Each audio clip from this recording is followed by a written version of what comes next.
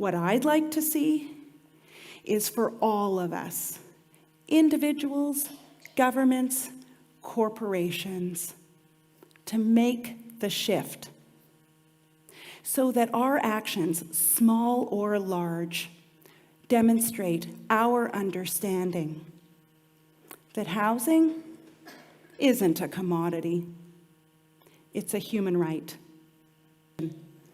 You know, 1.6 billion people are living in grossly inadequate housing.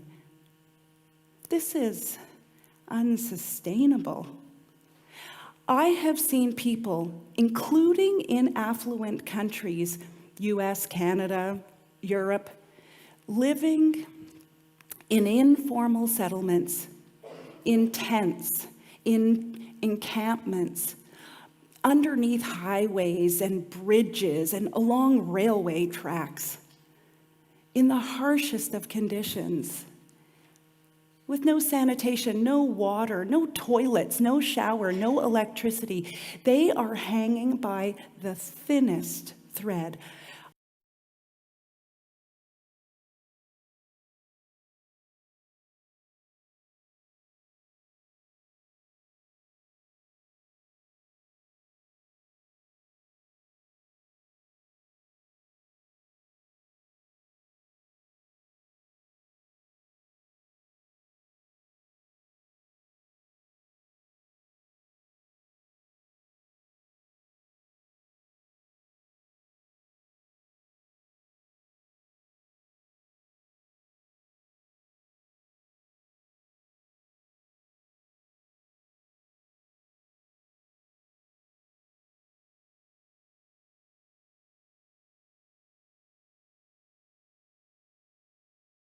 It does seem like there's a governance issue in the city where the elected officials are saying one thing, but there doesn't seem to be any repercussions or any continuity or maybe instructions to staff.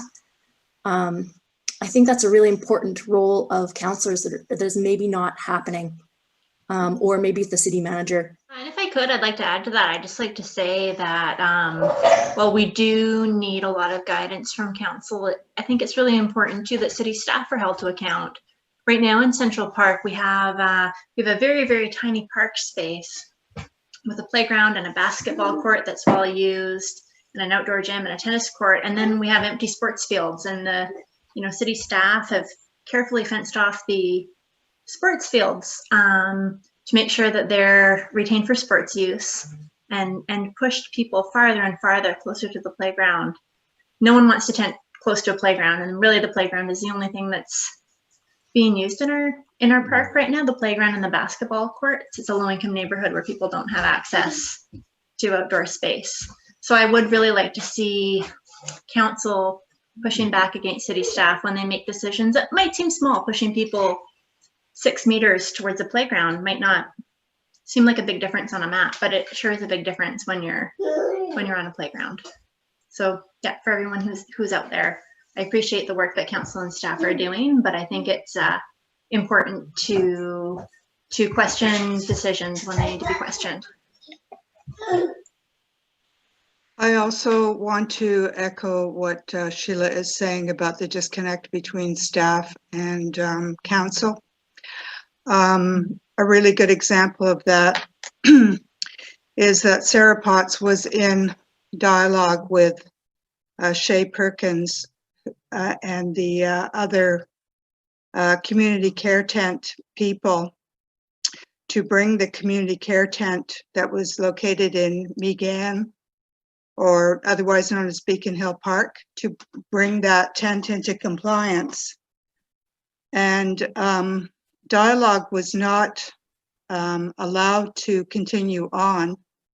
And what happened was that Bylaw and police came in and removed that tent while dialogue was still in progress.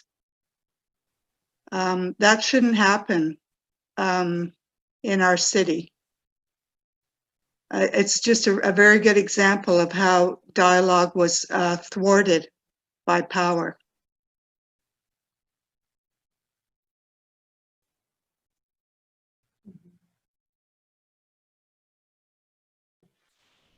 Thanks for bringing that up, Heather. That's a good question that has connections to governance and accountability at the city and everything in between. So that's a good one to bring up. I would just add, sorry if I can jump in. I mean, I think Sandy makes a good point about the city's absence in the parks and in some of our larger circles and conversations that have been really productive. But I think it goes beyond the elected officials. I think, you know, part of the reason why bylaw has gotten such a bad rap here is that they're being asked to enforce on rules that they have not created and that are incongruent with the work and the conversations that they're having in our communities in parks. And that really falls on the director of Parks, Recreation and Facilities. And he's been absolutely nowhere to be seen on any of these, like for the last 7-8 months, despite the fact that every fence that goes up and every decision that's made not to allow the crystal pools, bathrooms and showers to be used, to the fences encroaching on the playgrounds and closing down our de facto dog runs, to the Royal Athletic Park, which continues to have a locked gate around it for most hours of the days and weeks, is really falls on the work that they're not doing to advocate hard to council and bring solutions that will work for our community, both unhoused and housed. And so I also think that that's, you know, there's a lack of presence by them in particular, and I think they hold a lot of influence in the challenges that we've all been experiencing for the last 7 or 8 months. And so I'd also call on them to get a little bit more informed.